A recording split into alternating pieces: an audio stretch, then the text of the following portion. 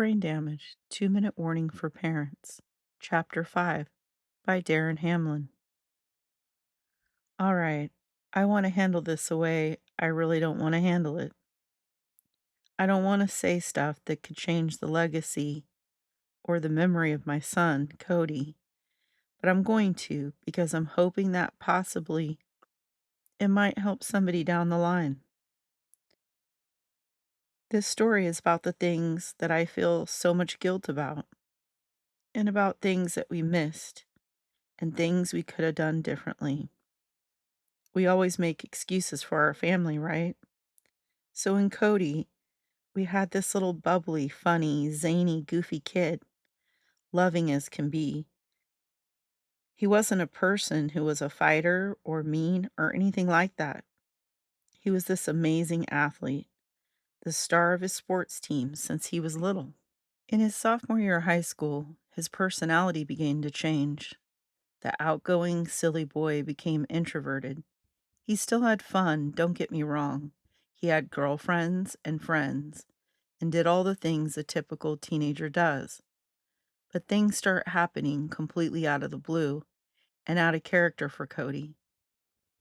In his sophomore year of high school, I got a call on a Saturday morning that Cody was picked up for shoplifting. The police said he stole a wallet from a store at the mall. Our kids have never wanted for anything.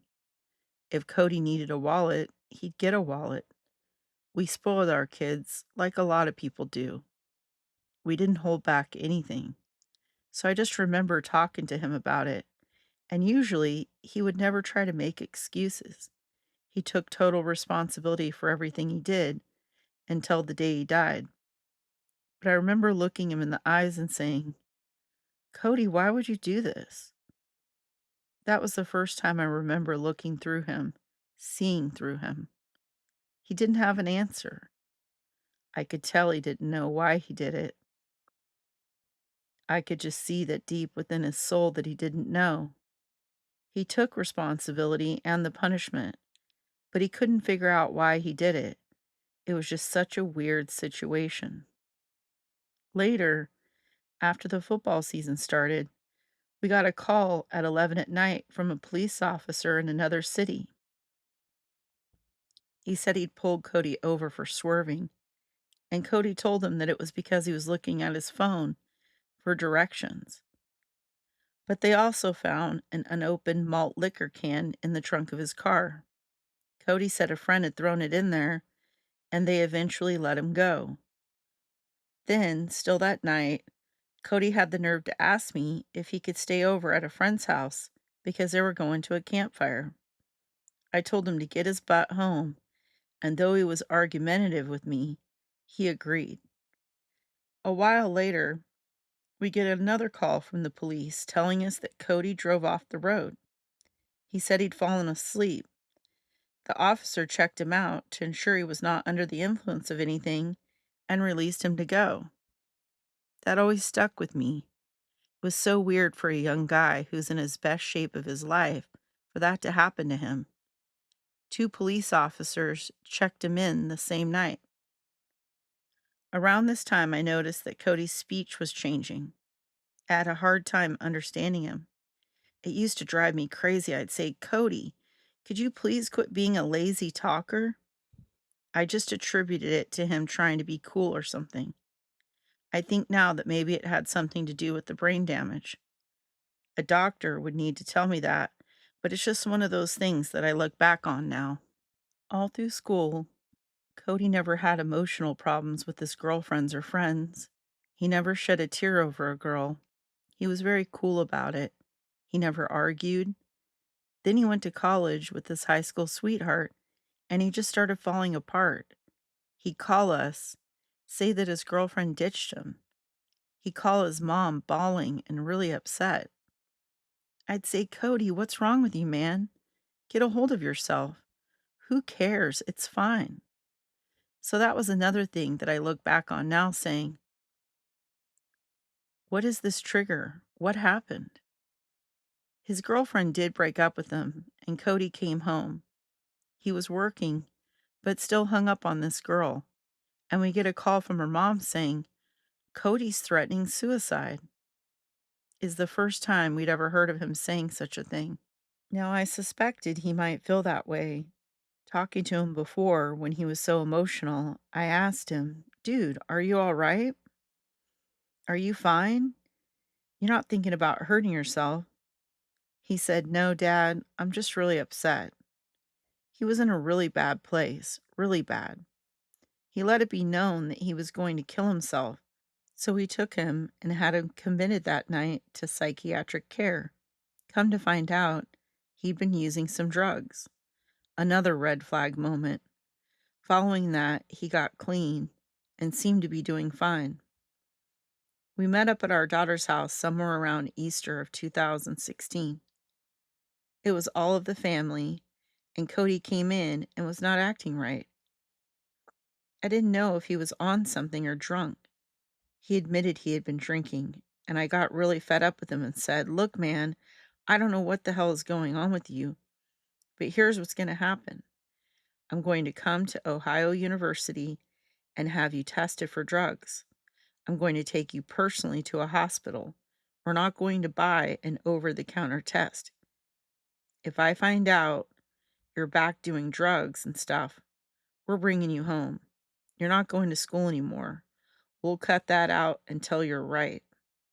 A week or two later, I went to OU and took him to a testing place, and everything came back negative. No drugs. That's when I told him, "Sometimes you act like you're perfect, and other times I don't understand what's going on with you." He said, "Yeah, I don't either sometimes, Dad." Around that same time, my wife, Heather, and I were looking to buy an RV. We wanted to start going camping, to take the kids with us, do some more family stuff like that. We found one, and I asked Cody to help me pick it up. We drove out there together, and he and I had a great time. We played music and were singing, which he never did. It was a great moment for me. That happiness didn't last long. The week before Cody died, my wife got a call from him in jail. He said he'd been arrested for public intoxication, and they found drugs in the cruiser when he arrived at the station. He was telling us he needed help. They were not his, so they must have been the guy he was out with. He was distraught. I was beside myself. Then he called back an hour later to say that everything was okay and he was released. The guy he was with finally admitted the drugs were his. Heather said she was going to go see him and asked if I wanted to go. I said, hell no. I was so mad at him. I thought he might be doing drugs again. My wife got an over the counter kit, tested him, and Cody was clean. That was a total relief to me. I felt bad thinking that way about him. May 29th, we're sitting on our friend's deck on a really nice day. Cody called. I answered Heather's phone. "Hey, Cody, what's going on?" "Not much," he said. I kind of pushed him off because I know when kids call, they only want to talk to their mom. So he's talking to Heather, just usual chit chat.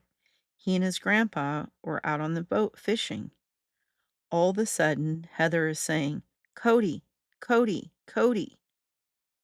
She said, "Something is happening to Cody. Something happened to him." I'm confused, not fully understanding what's going on. She says, "All of a sudden, he quit talking. I think something happened." So I grab the phone. I'm listening, and I can hear Heather's dad tell someone that Cody is young and a good swimmer. I think Cody has probably gone in the water to rescue somebody. Then I hear her dad say, "Yeah, he just fell over and he never came back up." I'm on this phone, and after a few minutes, I could hear her dad talking to somebody describing Cody. That's when I knew. Cody died? Cody's dead?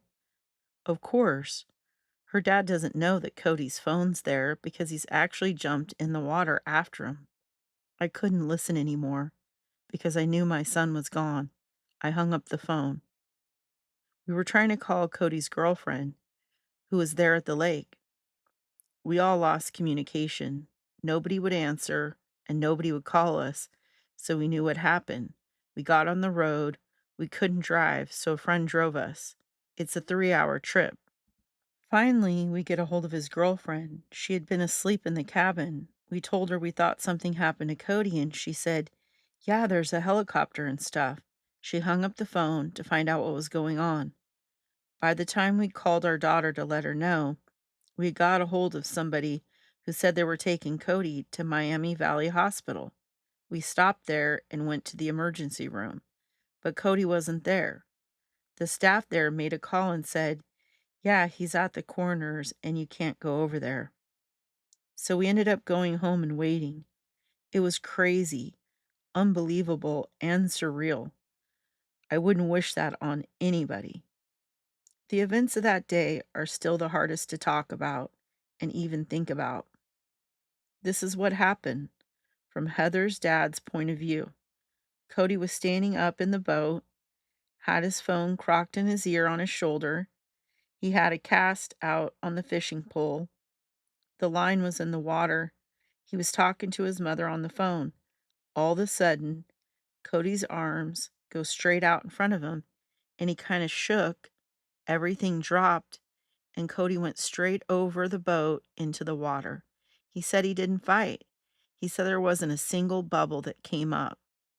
He said he was gone. He said he went over into the water, and that was it. Cody's grandpa jumped in after him and, of course, couldn't find him. It's kind of muddy water. He said Cody didn't fight. Cody's grandpa was convinced Cody had a seizure, which would later be confirmed by the medical examiners. A key piece of their evidence was that Cody bit right through his tongue. It took police 40 minutes to find Cody in the water. He was, I guess, stuck on the bottom, but they pulled him up. Heather's dad said he heard the chopper fire up and they said, "We got a pulse, we're taking him." The chopper was getting ready to take off, but 30 seconds later, the engine shut off. They said, "We lost him." We were at home with family, and obviously it was a trying time. We were trying to add everything up in our minds. We'd never seen the movie Concussion, believe it or not. I didn't know much about it, other than what I had heard on TV and radio. I started thinking, well, there is the movie, and Heather's dad said that when they were there on the boat that day, Cody was talking to him about brain injuries. He told his grandfather that he felt he had effects from them. He really did say that. We later found out that he had also been talking to his girlfriend about feeling like he was having effects of CTE. Then I start adding up all this zany behavior. I went online and did research. My reaction, wow, a lot of Cody stuff is what they see in people with CTE. So I called the coroners. "Are you guys going to check his brain for anything?" They said no. I told them to hold off, and I called Cincinnati Children's Hospital for advice. I ended up getting a call back within an hour from North Shore in Chicago, which had done numerous brain examinations. They asked me a lot of questions about Cody and said they would like to examine his brain. 4 months later, we got the results back. They said Cody had 3 areas of distinct brain damage and that he suffered from stage 1 to 2 CTE. At that point, we didn't know what to do, honestly. I wanted to get the word out because I wanted people to realize what had happened. I'm not a social media guy, but my daughter got me on Cody's account and I posted something. I don't remember exactly what I said, but it was something like, "Look, it's come to light that he had CTE, and I think it was caused by youth football. Maybe you guys will think about this when you have young kids. Think about what could happen." Cody was athletic out of the womb. He started walking when he was 9 months old. Heather, my wife, and I would be in the living room while the kids were napping. We'd hear a big thump on the floor, and all of a sudden, here comes little Cody, smiling, walking down the hall. "How did you get out of your crib?" I hid in his room one day when Heather put him down for a nap. We knew he was jumping out of his crib, and I was thinking he was going to get hurt. So I sit there and I watch him get up, and he actually reached over the crib and grabbed a hold of one of the bars and flipped out. He flipped over the edge and landed on his feet and walked down the hall. It was the most amazing thing. At a very young age, we played wiffle ball with him, and he just loved it. He loved anything to do with any kind of ball. He'd go to bed and have all of his balls with him: soccer ball, baseball, football. I started playing baseball with him, and before he was in kindergarten, he was throwing overhand and catching. I'd already gotten him his own little aluminum bat. I could pitch to him overhand, and he could hit, he could catch, and he could throw. Things progress to the next year when he's finally able to play on a rec team. He played in Miamisburg on a T-ball team and in West Carrollton on a coach pitch team at the same time. He was the youngest kid on the coach pitch team by 2 grades, and he, lo and behold, made the all-star team and the whole 9 yards. He was an excellent baseball player. He wanted to practice all the time. He loved it. In 1st grade, Cody started hanging around some kids in our neighborhood and a few of their older brothers. There was a guy I knew from high school, and his son was Cody's age. The summer after 1st grade, the dad came to me and asked if Cody played football. I said no. He was playing soccer along with baseball. The dad said, well, he should play football. I asked why. Because he's incredible. He can run, he can throw, he's amazing. Heather and I discussed it. We actually did talk to a doctor because I never played, and Heather was pretty nervous about it. The doctor said most of the time in football, injuries happen after they start going through puberty. The younger kids don't run fast or hit hard enough to really cause any damage with all the equipment. I don't see any reason he shouldn't play. So we let him play. In Cody's first game ever, he scored 1 or 2 touchdowns. From that time forward, baseball was a distant second sport for him. Football just charged him up so much. I can't tell you how excited he was to play football after that. As a matter of fact, in his first season, Cody was the only kid on the team to score a touchdown. He had 18 of them. He was the only person the coaches gave the ball to, and a lot of the parents were upset. Of course, he also played on defense because he was the fastest kid on the team. So he played the entire game, nonstop. Parents, coaches, kids, they couldn't believe what they were seeing. In my mind, football was about exercise for both our kids. Our daughter Heidi played soccer through high school. I said, you guys just need to continue just to do stuff, just to keep active. In my mind, football was about exercise for both our kids. Our daughter Heidi played soccer through high school. I said, you guys just need to continue to just do stuff just to keep active. We had a pull up bar hanging in a door frame, and I told Cody that every time he walked by the door, he should do 10 pull ups to make him a better, stronger football player. I don't know how many he did, but every time he walked through the hallway, he would jump up there and do 10 pull ups. We did the same thing with sit ups and push ups. When he got to be maybe 9 years old, he kept a log of how many he did, and he'd do 100 of each almost every day. He was motivated to be a better football player. He loved to hit, and he loved tackling. I would say more than anything, he loved running the ball, and he would lower the boom on kids. Even back in his Pee Wee Vikings teams, when he was going to get tackled, he would take it to them. It wasn't easy to tackle him. At the time, we had no concerns about him playing football, but here's where things get a little weird. A friend that I went to school with at West Carrollton, his son played on Cody's 3rd grade team. He came up to me one day and said, you might not believe what I'm about to tell you because Cody's in such good shape and he's such a good athlete, but it's not good for a kid to play as many plays as he does. I played football and baseball in college, and I'm telling you, if a kid plays as much as he does, it could cause some injury. I didn't know what to say because I was never in this situation. I just told Cody, if you ever want to take a break, make sure you tell the coach. He said he would, but he never feels like he needs a break. That conversation now haunts me.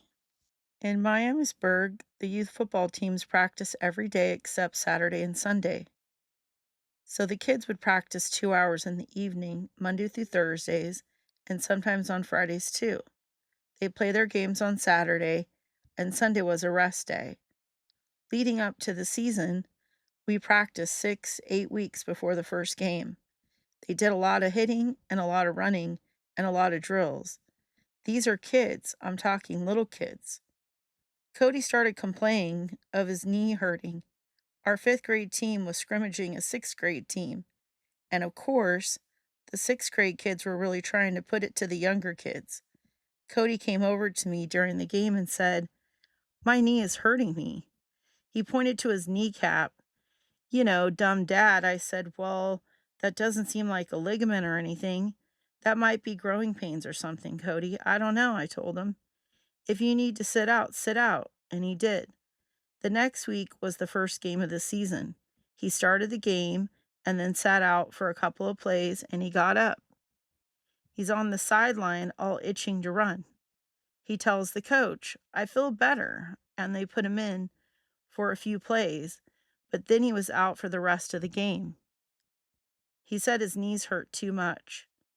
That night we went out to dinner and we were walking to the table and he falls. He just falls on the ground like his leg just went out from under him. His mother and I look at each other like, holy crap, this isn't good. So we end up taking him to an orthopedic doctor, and they say he has a condition called osteochondritis dissecans. He had it in both knees. In an x ray, if you look at the top of his femur or the bones underneath the kneecap, it looked like a bite had been taken out of both of them. The doctor said, "That's the bones dying. That's dead bone tissue." It was bad. The doctor said Cody would have to stop playing football. The condition, he said, had something to do with continuously hitting the same spot over and over again. We got a second opinion from a pediatrician who said to let him play, which we didn't think sounded right, so we looked for a third opinion. Then we found a doctor at Cincinnati Children's Hospital who had written a paper on the condition. This doctor examined him, and she said, "This is bad. You guys need to get this taken care of right away, or he could be in a wheelchair by the time he's 40 years old. Both knees need to be operated on at the same time." She drilled right through the cartilage in his knees, got the blood flow going, and the surgery was considered a success. On both legs, Cody was in a cast from his crotch down to his toes. He was in a wheelchair. He had to do schoolwork at home. When he finally got everything off, the physical therapist said, "Okay, I don't know if they told you this or not, but when you have both legs operated on at the same time, it's like a computer being reset. The brain doesn't remember how to use the legs," he said. "He will have to relearn to walk." And he did, using a walker commonly needed by elderly people. Fast forward, and now we're between sixth and seventh grade. Of course, football season's coming back around. This is Cody's first year of junior high. So Cody and I talked, and I said, "Cody, I don't think it's a good idea for you to play football." Of course, he wanted to play. I said, "Look, man, you just had operations on both your knees. You don't even know if you can run, especially carrying a football and stuff," I said. "Let's just wait another year, okay?" He was like, "Okay, Dad." About a week goes by, and Cody mentioned something about football practice. I asked him what that was about, and he said he signed up. I went to his mother and asked her what was going on. Heather said, "Well, he came to me. He said he really wants to play. They're not going to start him anyway. He won't play." You know how dads are. I said, "Whatever." At that point, I went to any practice I could. I knew the coach personally from work. I wanted to go there and make my case. I told him about Cody's injuries and said, "I don't care if you play him at all." He goes, "Well, we'll see what happens." The boys at that age choose what position they want to try out for, and Cody ended up choosing quarterback. That's how he went from running back to a quarterback. From that day forward, he was considered a quarterback. He won the starting job, and I think they went undefeated in this first year of junior high football. Cody had a great season, and he could still run. He ran for a lot of touchdowns. In eighth grade football, Cody hurt his foot early in the season. He told the coaches about it, and they said he should go to the doctor. We were going to do that, but he said, "Nah, I don't want to go to the doctor. I think I'll be okay." He played an entire season as a running quarterback on the bad foot, and he had a great year. When it was all over, Cody was going to play basketball. He went to go to tryouts, but came back and said, "My foot bothers me too much." We took him to the doctor. They did an x ray, and sure enough, he had played the entire football season with a broken foot. I figured it was something like that, was Cody's response. So he walked around the next 2 months with a cast on his foot. Between eighth grade and ninth grade, one of the high school coaches came up to me and said, "Hey, do you mind if Cody comes up and starts working out with varsity over the summer? Varsity kids in the weight room and stuff." I said, "Dude, he's never worked out with a weight in his life. I've never had him do weights. I don't want him getting hurt." The coach assured me, "Oh, I'll be up there. I'll be taking care of him." Cody started going up there, and of course, he ended up hurting his back. We found out about it on vacation when he was walking funny. He told us something popped when he was doing deadlifts. I said, "They have you doing deadlifts?" He probably weighed no more than 155 pounds. "Was the coach there?" "No," he said. We had him checked out by a surgeon who said Cody had herniated a disc.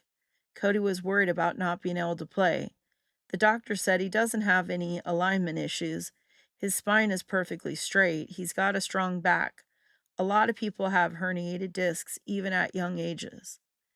The doctor said to Cody, "You can do whatever you want to do as long as you can handle the pain because you're going to hurt." Cody said, "Okay, I want to play." Usually a good ninth grader will go into junior varsity, and Cody went through all of the practices. He was doing fine, loving it, enjoying his teammates, and then the coach comes up and says he wants Cody to be the starting quarterback on varsity. I said, "Coach, I see all these practices. He's not the best quarterback out there. This other kid is better than Cody." The coach responded, "We think Cody's the best, the better athlete. We think he should start." I told him I'd talk to Cody. When I told Cody about what the coach said, he didn't want to be up on the varsity. He said he wanted to play with his buddies on JV. So I went to the coach and said, "Look, I don't think he's ready, and he doesn't think he's ready." And the coach says, "Well, we think he's ready, and he's going to be the starter." So Cody started as a varsity quarterback in the ninth grade, weighing 160 pounds at most. We had a really bad team in Division 1, which is the biggest division in Ohio, and Cody just got pounded the entire year. I mean, crushed. Well, that varsity coach didn't make it past his first year. The old coach came back for Cody's 10th grade season, and he said he's going to be a running back. So Cody played running back that year, and they made it through the season. Nothing extraordinary happened, or so I thought. Cody's junior year rolled around, and his team was now without a quarterback. So they put him in at the position. He was the quarterback from his junior year all the way through his senior year. Junior year, he had just an outstanding season. He threw for 1,000 yards, ran for 1,000 yards, and was selected all Ohio first team. He was recruited by some Division I schools and a lot of others calling. Still, there was something strange about Cody's junior year. After the first scrimmage, I saw him working on his foot. I asked him what was going on. He said they were treating him for turf toe, but he knew that was the wrong diagnosis. He admitted that he knew he'd broken his foot again. He said, "I'm just going to let them tape my foot up for turf toe every game, and I'll just run on it." And he did. He never went to the doctor, played the whole season, and no joke, when football season was over, he said, "All right, I need to go to the doctor." We went to the doctor, and he said, "Yep, he's got a broken foot." They put him in another walking cast. So he played 2 years of his football career with a broken foot. All this time in high school, he'd had back pain for every game he played. I would pick him up after practice, and he'd be the one kid who'd come off the field and jump in the tub of ice for his back. His senior year started okay, but he ended up having a lineman roll on his ankle and he missed a few games. It was just a lousy season for everybody. Cody did have a documented brain injury in high school, and Heather and I remember the game vividly. It was against our crosstown rivals his sophomore year. Cody ran the ball around the left end and he hit a kid square, knocking the crap out of this kid, who flew 3 yards back. The kid didn't get up, but Cody popped right up. The next 3 plays, Cody took the handoff and got drilled. He went back to the bench and sat down. Cody never sat on the bench. He always stood on the sideline, bouncing from foot to foot. I told Heather, I think he's got a concussion. It wasn't long after that the trainer waved us down to the fence. He said, "Hey, Cody's got a concussion. We're taking him in. He's probably done for the game." We said, "Yeah, we understand that's fine." After halftime, the team came down and Cody marched right on the field. He was playing again. We're confused and we go down to ask the trainer what's going on. He said, "The doctor cleared him. He said it was just mild. He's okay." After the game, we talked to Cody and one of his buddies, and his buddy said, "Yeah, after that hit, when we were going back to the huddle, Cody was walking to the other team's bench. I had to grab him and say, 'Over here, Cody, we're this way.'" He wasn't even supposed to take the next handoff, but he just kept taking them. Cody said he didn't remember the game. He didn't remember that game the rest of his life. Nothing before that play, nothing after the play. The entire game was lost to him. That makes me recall another conversation I had with Cody and his friends after an 8th grade game. I walked down the field afterward and the boys were talking. I hear them saying something about seeing stars. I asked Cody if he'd seen stars in a game before, and he said 3 or 4 times. One of the other kids said, "Yeah, I've seen them too." I said, "Guys, that sounds like you may have had a concussion or something. If that ever happens to you again, you need to let the coaches know. They need to know if you have a concussion." Honestly, after Cody's great junior year, I could see some changes in his drive for football.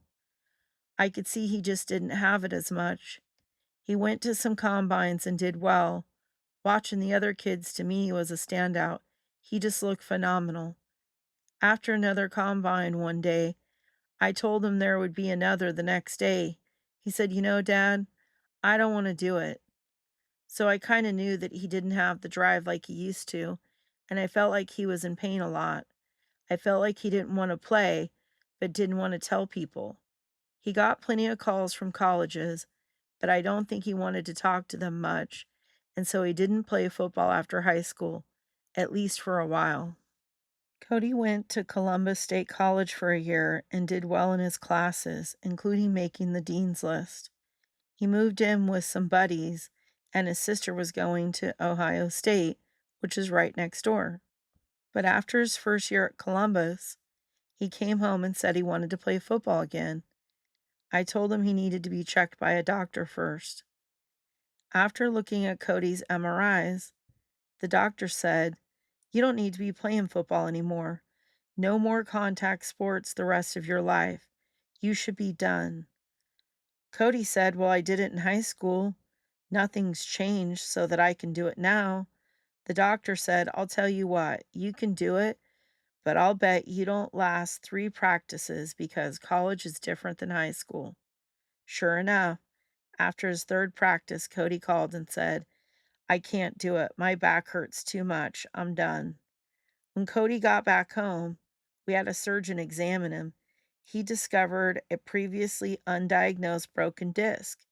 The doctor said, "It looks like these other doctors missed it because it's hard to see, but I can see it clearly."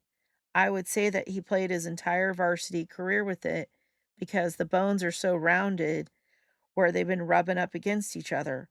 I can tell you that this injury is years old. Yeah, the doctor said he should never play anything again. That was really hard for Cody. He never really talked about it with me, but his entire personality at school and his persona and everything about him was based around his athleticism and his football, and now it was just gone with the click of a switch. Towards the end of Cody's life, he was at Ohio University getting a degree in urban planning and development. He had a new girlfriend. We felt he was doing well. I thought he was doing better than I had seen him do in the previous 3 years. Cody was pretty lost after high school for a couple of years. As a child, he was super loving, funny, and goofy. He wasn't a prima donna kid or anything like that. He just loved playing sports. Other than that, he was just a goofball like every other kid. He'd do silly stuff, like let his sister and her friends dress him up like a girl. He didn't care. He was hilarious. He loved watching movies, having sleepovers, and all that stuff. When he got into high school, I saw changes in him. He was quieter. Honestly, at the time, I thought, well, it's a lot of pressure on him, and he's just trying to keep it cool. Maybe that's what it is. I felt like it really just kept progressing and getting worse. Even when he had his best years of football, he'd be happy as can be about his accomplishments. Cody would come home from practice and go to bed almost immediately. He wouldn't go to sleep, he'd just lay in bed. I thought he was just tired and needed rest. I believe now he probably suffered from depression for a long time. There were other signs that I looked back on later. One day, I was working on Cody's car in the garage, and he was helping me. There was a bolt that needed to be put on, and it was kind of in an awkward place. So I asked Cody to do it. Well, he physically couldn't do it. And I remember thinking, that is really strange to me. I ended up doing it, but I remember telling his mom, he couldn't even put that bolt on there. In my mind, I'm thinking, his fine motor skills seem off to me. That always stuck with me. Honestly, when Cody died, it just burned me, consumed me. There was so much guilt, so much stuff that goes through your mind, and it still does. It just never goes away. Every day, I feel guilty as hell about this stuff. My daughter, God bless her, she's always looking for stuff on brain injuries. She found Kimberly Archie on Facebook and reached out to her on behalf of our family. I had been in contact with local lawyers, but they did not seem to be the proper fit for my son's case. I called and spoke to Kimberly. I told her I didn't want there to be bad memories of my son, and I wanted people to look at him fondly. For this reason, I was really hesitant about pursuing a lawsuit, as most people are. Upon reflection and knowing all that Cody went through, I would later declare, yeah, we've just got to do something. That's how it came to be as far as the lawsuit and everything surrounding it. I ran into one of Cody's coaches from his Pee Wee teams, and he was beside himself. I had to talk him down. He said, I quit coaching after this. I don't have anything to do with it anymore. I just feel so bad. I had to tell him, there's nothing you guys did wrong. I don't blame any coach. What did I see over the years? First, a kid who's a great athlete is kind of used and abused. Everybody wants him on their team. They want him to produce, so they put him in positions to produce. These are the things you think about after the fact. Who's going to get the most repetitive hits to the head?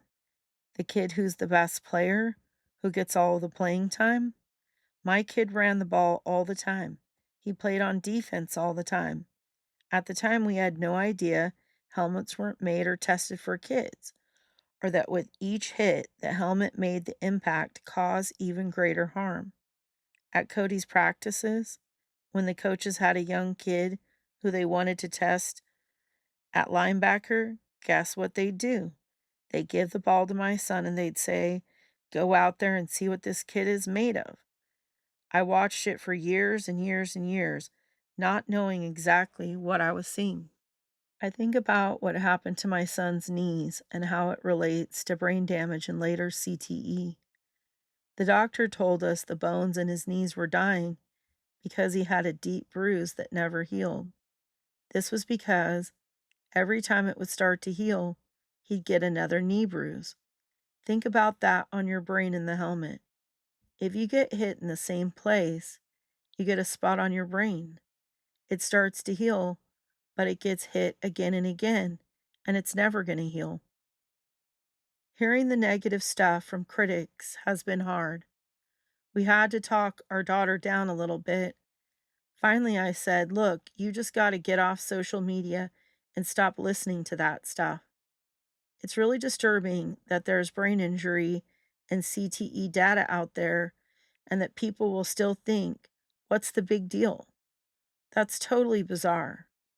Personally, I am conservative leaning person. I don't like government involvement, but when it comes to the elderly and our children, I think the government has to be involved. That's what the laws are for, to protect those people who can't protect themselves. I think that's what our major problem is. The rest of us, we can make our own decisions. People make a decision every day to join the armed forces knowing what can happen. We don't put 6 to 10-year-old kids in the armed forces, right? It's just crazy to realize that people are just totally oblivious to this when it comes to their kids. I could have watched my kid play flag football or wiffle ball and have been excited. I don't care what it was. I love watching both of our kids play sports. I love just seeing them run. They both ran so beautifully. It seemed so effortless. These people don't understand that they would get as much enjoyment watching their kid play flag football as they would tackle football. If kids want to play tackle football when they hit legal age, college, or professional, to me, that's different. I loved football. My son, in my mind, died for football. I don't want to see football go away. Not the NFL, college maybe, but youth football, I couldn't care less if anybody plays tackle football as a child. They're not getting anything from it. It's not helping them in any way, and people can't fathom that fact. They think if a kid's playing football when they're in second grade, somehow it's going to make them a better player when they're 18. It's insane. I didn't play sports. I didn't play football. I wasn't in football culture, but I later got ingrained into the football culture because of Cody. When you're the star quarterback's family, they want you involved in gridiron meetings and all this stuff. And now we have all these high school coaches, trainers, medical people who dealt with our son specifically through the years. It has been no secret in our area about Cody having CTE. It's been in the papers and on the news. Everyone knows about the lawsuit, and yet never has one of those people reached out and talked to us about brain trauma or CTE. I've always found that interesting because to me, it speaks volumes about what people really think about. They're afraid of it, and when it comes down to it, the topic of brain damage, because Cody had brain damage before he had CTE. There was one person who spoke to us about CTE. He's a guy who's prominent in football in our community. His kids play with Cody. And after the news about the lawsuit came out, we ran into him. He said, "Hey, I just saw about Cody with CTE. I never knew that." "That's a shame," he added. "I really hate to hear that." And he kept talking. You know what he said? "I played football my whole life, all the way through college, and I wouldn't change a thing." That was the gist of the conversation. And I just looked at him like that's the most bizarre thing to tell somebody. "Hey, I just saw that your kid died of CTE. I played ball and I wouldn't change nothing." I was just flabbergasted. I was completely speechless. But again, it speaks volumes about people, their thoughts on the sport that induces brain trauma. Just because you weren't damaged doesn't mean other people weren't. That guy got lucky, or rather, Perhaps it hasn't manifested yet,